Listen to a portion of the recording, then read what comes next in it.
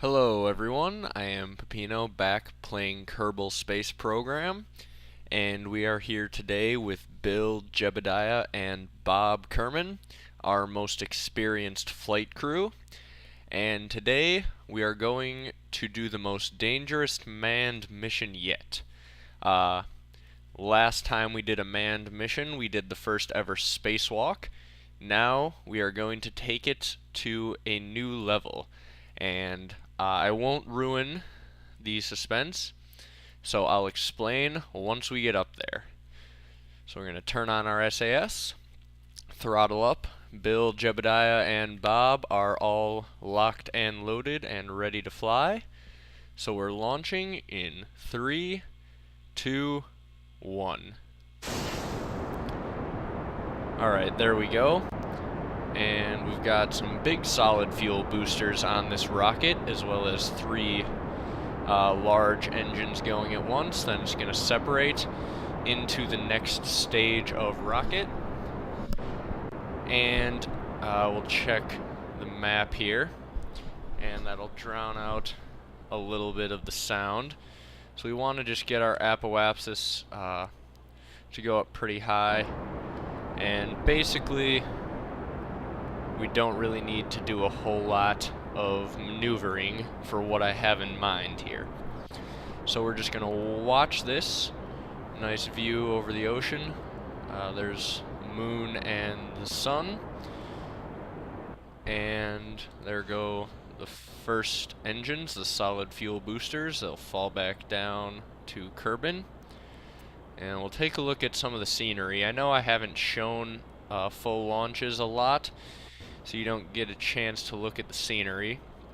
So here it is. There's a mountain range over there in that direction. And now we're getting ready. The fuel here is getting low. We're getting ready to detach the next stage of our rocket. And we're also leaving the atmosphere up here, as you can see. And it's a pretty cool view, leaving the atmosphere.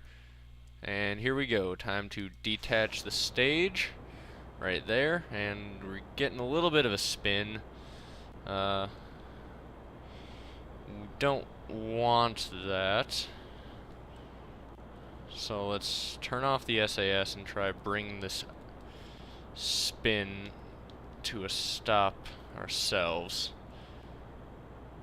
There we go. Bill, Jebediah, and Bob are experienced pilots. They can handle it. Alright.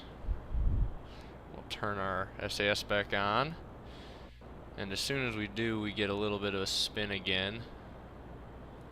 But that's not a huge problem. Let's try this now. And we're switching back to manual controls. And what we're gonna do now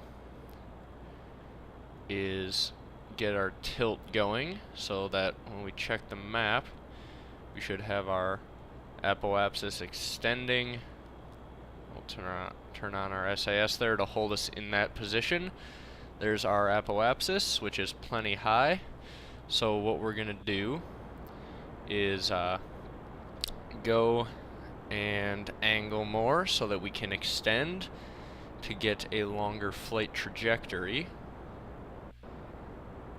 as well as still increasing our apoapsis. And now, I guess I will explain a little bit about this ship. What's gonna happen is there's another pod up here that one Kerbal is able to fit in, just one. We'll extend this ladder here. It's a mini ladder that's going to come down the side there, just like that. And then here's the main capsule where Bill, Jebediah, and Bob are. And here's our 3 thrusters. This will detach, and there's another engine right under here. And this is a fuel tank to power this pod. Now, if you caught all that, hopefully I explained it well enough, you should get some idea of what's going to happen. Basically, these will separate, and we can have one Kerbal flying this front section with the other two Kerbals back here flying the back section. Alright, so there's our Kerbin apoapsis. Let's get it extended out farther. We don't really need to be worrying about too much fuel efficiency, and again, I can explain more about why in a little bit. But now, there's the moon. Now, basically, we just gotta wait until the right time to start making our moves here. So, alright, this is probably getting close to good enough. Let's extend our trajectory a little more. Just like that. There we go. 422 is good enough for me. There's our debris falling back to Kerbin.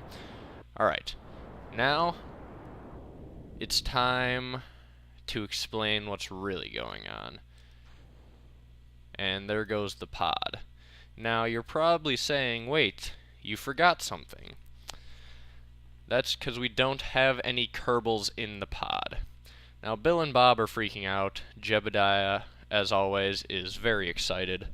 And Jebediah is the only one brave enough to attempt this mission. And he volunteered for this when all the others were too scared, but this is going to be valuable training for the future of our manned missions. So, now, let's take a look. Alright, that is our trajectory right there. And there goes the pod. Now, what we're going to do is have Jebediah use his jetpack to maneuver through space and catch up to the pod.